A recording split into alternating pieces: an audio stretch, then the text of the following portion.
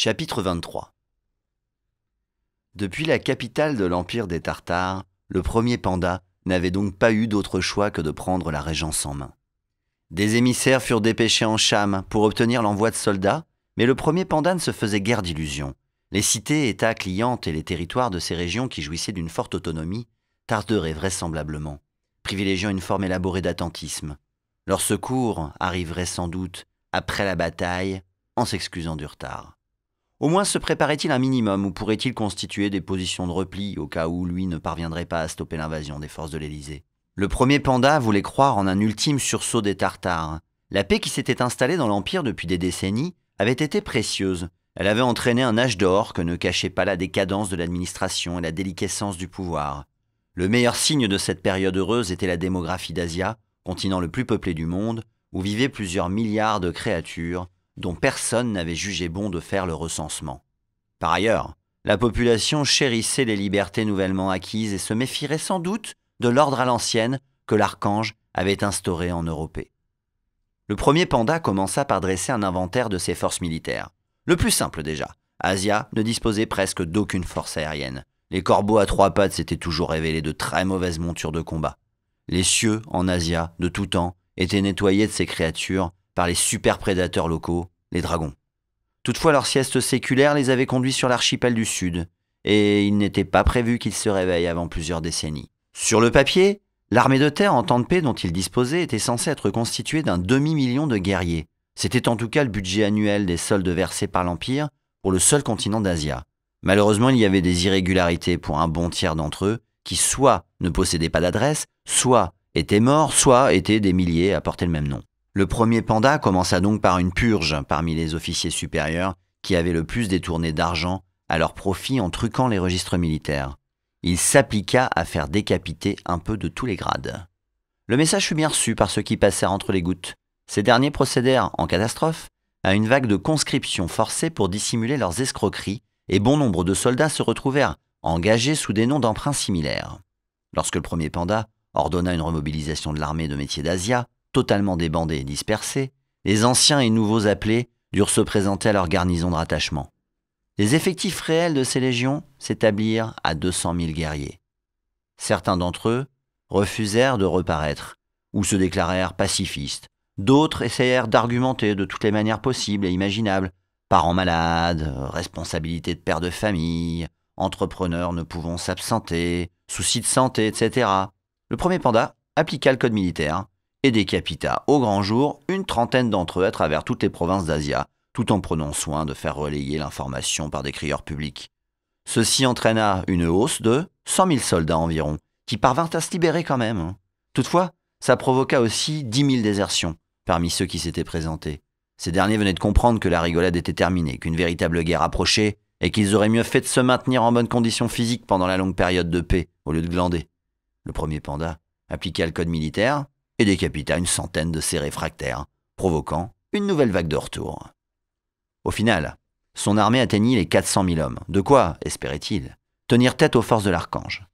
Ces dernières continuaient à débarquer en masse sur le continent, avec une flotte sortie d'on ne sait où, renforcée de l'armada de Jade volée aux Tartares. Toutefois, ils ne possédaient pour l'heure aucune estimation chiffrée. Impressionnant! Congratula l'archange. Bravo, guerrier! Vous êtes la fierté de notre armée. Il se tourna vers le stratomancien et lui dit à l'oreille. Par contre, si je vois bien l'intérêt des lunettes jumelles qui constituent leur équipement, je ne comprends pas pour les rouages qu'ils accrochent à leurs vêtements, en bijoux sur leurs étranges chapeaux. C'est décoratif. Cela vient de la base. Ils aiment bien. Au début, j'étais contre. Je ne vous cache pas que ça m'énervait. Quel intérêt de se coudre un rouage de montre sur un habit? Et puis, j'ai fini par laisser tomber. Nous en avons trop de toute façon. Alors si ça leur fait plaisir... Tant que ça se limite à votre garde rapprochée, ça me va. J'en ferai l'uniforme officiel dans ce cas. Ne sous-estimons pas l'importance de ce genre de cérémonial chez les militaires. L'archange accomplissait une visite d'inspection du régiment du stratomancien. La garde d'élite du vieil homme lui offrait une petite démonstration. C'était crucial pour le chef de guerre de connaître les nouvelles armes de ses troupes. Cela pouvait influer sur ses choix tactiques. Il s'entraînait au tir avec des bouches à feu miniaturisées dont l'archange admirait la conception. Extraites de l'ambre, ces armes à poudre portables ne pouvaient cependant fonctionner que dans un rayon de 3 lieues autour du stratomancien. Sinon, elles se désagrégeaient. Quel dommage. Avec un régiment entièrement équipé ainsi, ce cycle de guerre serait assurément le dernier, à condition de se débarrasser du magistère dans le même temps. Tilsa se sentait surveillé par ceux qui l'avaient hissé au rang de héros. Le chevalier à la canne à pêche abusait allègrement de son statut dès qu'il le pouvait. Il savait qu'il devait cette promotion au stratomancien, même si l'archange l'avait validé. L'archange lui avait demandé de rapporter tous les faits et gestes du stratomancien, et ce dernier lui avait fait une proposition qu'il élèverait peut-être un jour au sommet de la hiérarchie militaire. Tilsa hésitait à choisir son camp. Il repoussait le moment où il devrait prendre une décision, mais posséder davantage d'influence l'attirait énormément. Le pouvoir le protégeait de ses petits travers. Il avait bien compris que plus il serait puissant, plus il pourrait faire tout ce qu'il voulait, à qui il le désirait, sans rendre compte. Rien ne pressait toutefois. Il entendait jouer le plus longtemps possible sur les deux tableaux et voir où cela le mènerait.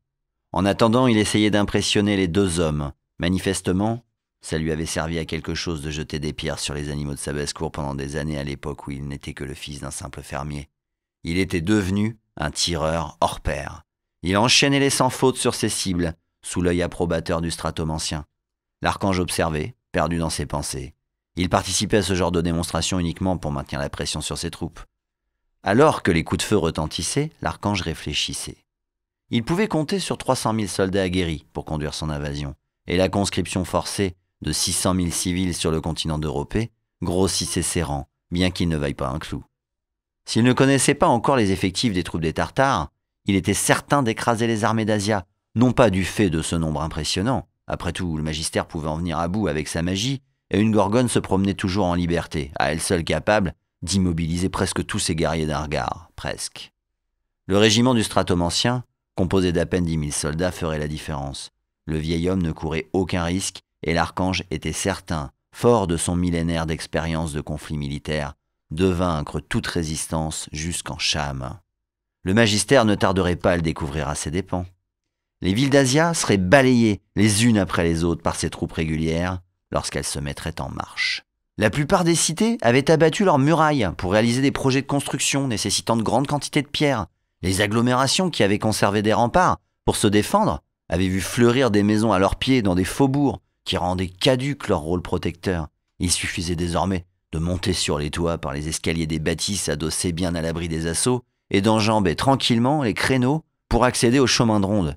Il y avait fort à parier que les notables des villes hisseraient les drapeaux de reddition les uns après les autres, avant même la mise en place d'un siège. Ces espions l'avaient par ailleurs informé que les Tartares n'exerçaient aucun pouvoir de pression.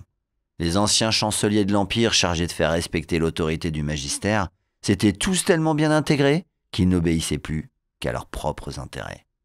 Il y aurait toutefois bien une bataille. Il y en avait toujours une. Restait à savoir où elle se déroulerait. La plupart des cités avaient abattu leurs murailles pour réaliser des projets de construction nécessitaient de grandes quantités de pierres.